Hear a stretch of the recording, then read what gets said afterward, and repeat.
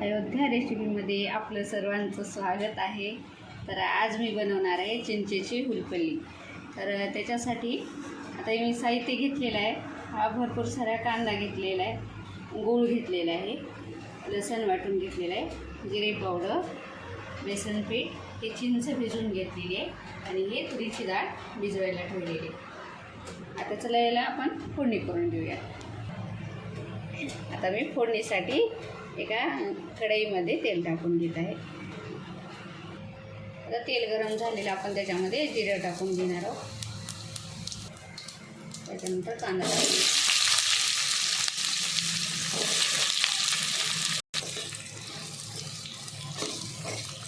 आपल्याला हा कांदा अगदी तांबूस रंगावरती परतवून घ्यायचा आहे। आता कांदा तळत आहे तोपर्यंत मी चिंचेचा फोड काढून घेणार आहे। त्याच्यामध्ये मी आता भरपूर सारा लसूण टाकून घेतलेला आहे।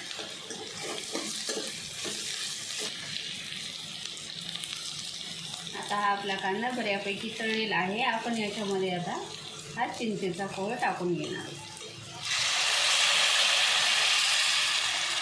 आपल्या आवश्यकतेनुसार आपल्याला जेवढं करायचं त्या प्रमाणातच आपण चिंच भिजवायची।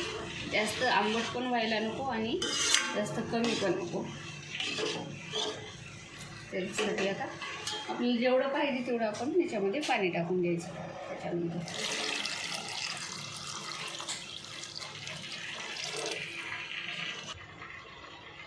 आता मी याच्यामध्ये हे भिजवलेली तुरीची डाळ टाकून घेणार आहे। आता या पाण्याला उकळी येईपर्यंत आपण इथं बेसन पीठ कालून घ्यायचं आहे पाणी टाकून।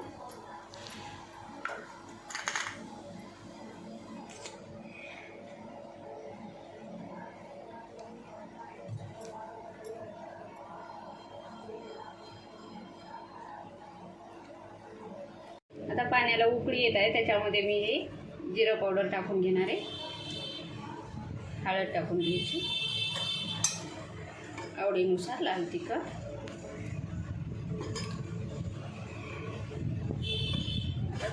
आपण त्यात मीठ टाकून घेऊ,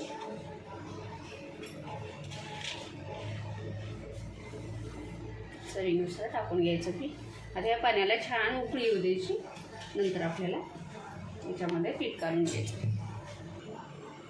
हे बघा छान अशी आपल्या पाण्याला आता उकळी आलेली आहे। आपण आता याच्यामध्ये हे कालवलेलं बेसन पीठ आपण टाकून घेणार आहोत।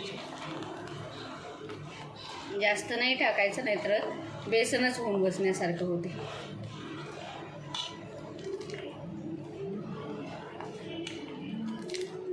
आता याला आपल्याला एक 10 मिनिट शिजवून घ्यायचं।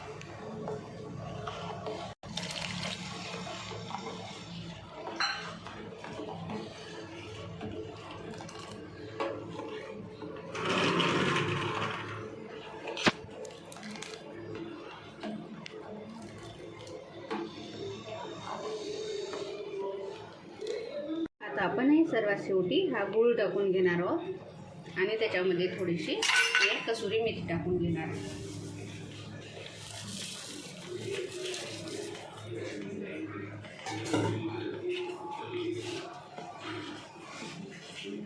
हे बघा अशा प्रकारे आपली ही चिंचेची कढी तयार आहे। माझा व्हिडिओ आवडला असेल तर लाईक, शेअर, सबस्क्राईब करा